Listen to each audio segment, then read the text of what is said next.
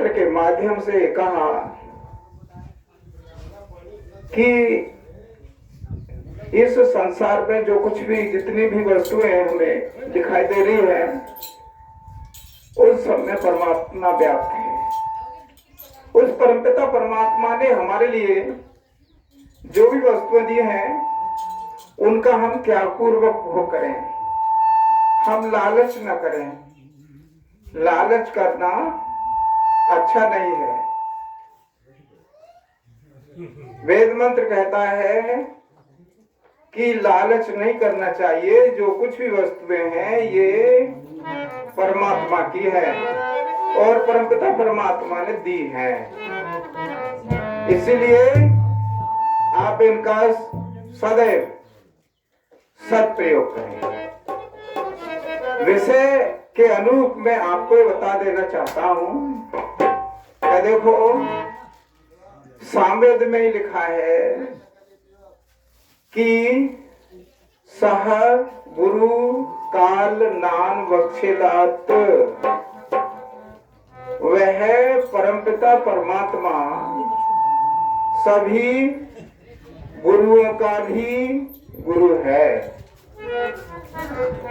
और उसी परमात्मा की कृपा से हमारे जो पूर्वज ऋषि महर्षि आचार्य हुए हैं वो उसी के परमात्मा के द्वारा दिए हुए ज्ञान के द्वारा ही हुए हैं।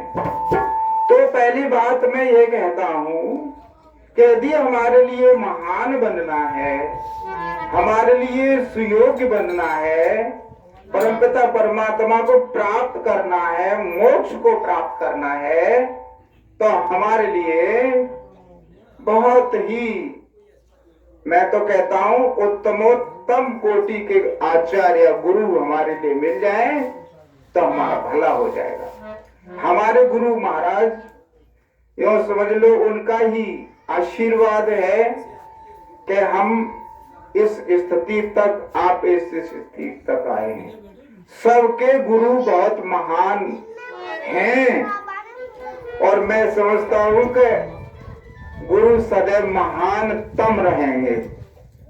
गुरु से महान कोई मनुष्य नहीं है।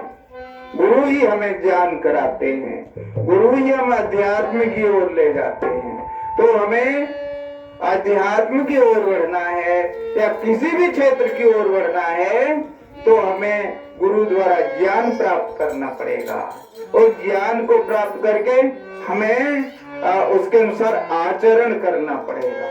गुरु के द्वारा जो परीक्षाएं ली जाती हैं उन परीक्षाओं को कल्याण करने वाली परीक्षाएं समझकर और उनको अपने में उतारना पड़ेगा, उन्हें उत्तीर्ण करना पड़ेगा।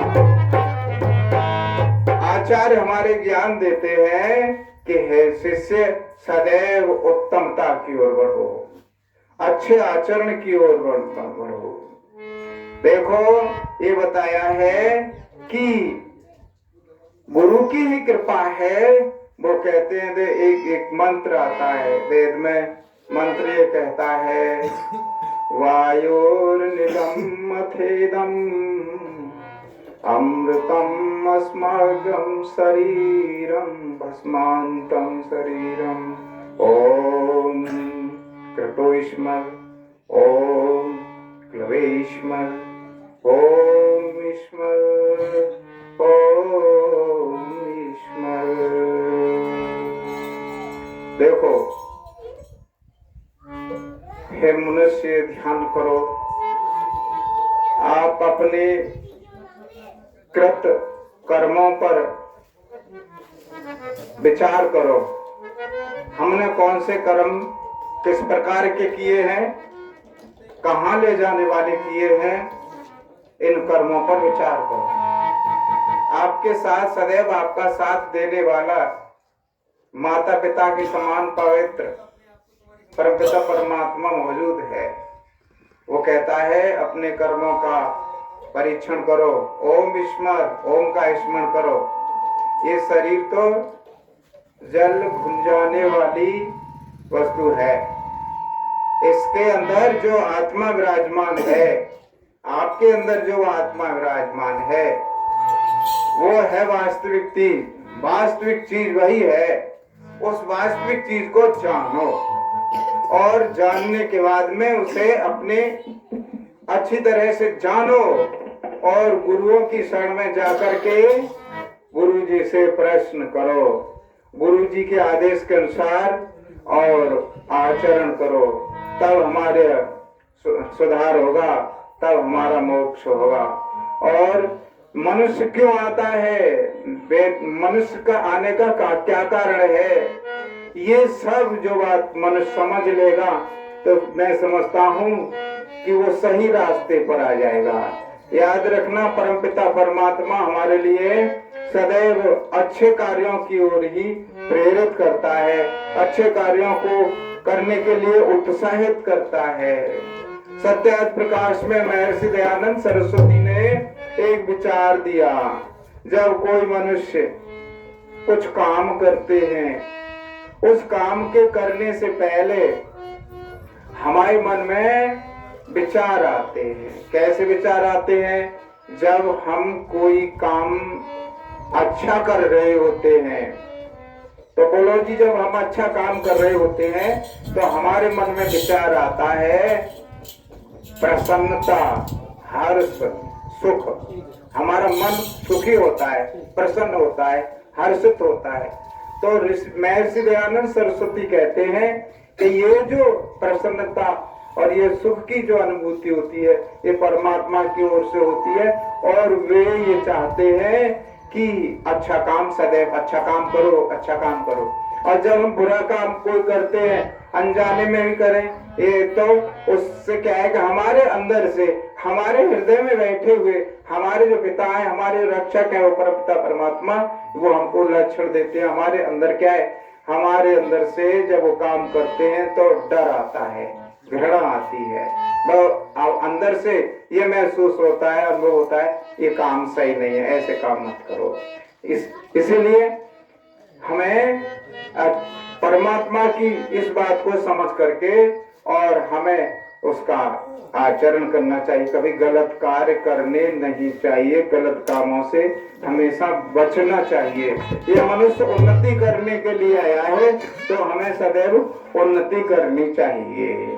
दूसरी बात ये है, यदि हमको अपना शरीर स्वस्थ, ये परमात्मा को प्राप्त करना है ना, तो परमात्मा को प्राप्त करने से पहले हमारे लिए आत्मिक रूप से स्वस्थ होना चाहिए, शारीरिक रूप से स्वस्थ होना चाहिए, मानसिक रूप से स्वस्थ होना चाहिए। जब तीनों तरह से हम स्वस्थ होंगे, किसी तरह का हमारे मन में कोई दबाव नहीं होगा, कोई कष्ट नहीं होगा, कोई दुख नहीं होगा, तो हम स्वस्थ होंगे। और स्वस्थ होने के बाद में सही प्रकार से हम चिंतन कर पाएंगे। इसलिए वेद का ऋषि ये कहता है कि पहले आप अब स्वयं स्वस्थ रहो, आत्मा भी आपकी स्वस्थ रहेगी। स्वस्थ मस्तिष्क में ही, और कह देते नहीं है, स्वस्थ मन में स्वस्थ मस्तिष्क निवास करता है। इसलिए स्वस्थ रहना है, तभी हम परमात्मा का चिंतन कर सकते हैं। और अगर हम अस्वस्थ रहेंगे तो हम परमात्मा का चिंतन नहीं कर सकते। हमारे बीच में जितने भी महान भाव विराजमान हैं, हम ये महसूस करें कि ये दिव्य आत्माएं हैं, इनसे हम कुछ सीख हैं। हम तो एक विद्यार्थी हैं, हम इनसे सीख हैं, तो इनके अंदर से बहुत उच्च कोटि की विचारधाराएं, ज्ञान इनसे हमको प्राप्त होगा। और उस ज्ञान को हम प्राप्त करके हम परमात्मा की ओर तक भी पहुंच सकते हैं। देखो, उपनिषद का ऋषि एक ये कहता है, प्रश्नोपनिषद में एक प्रश्न आया, प्रश्नोपनिषद में एक प्रश्न आया कि सभी देवता आ गए, एक दिव्य शक्ति के सामने सभी देवता आ गए।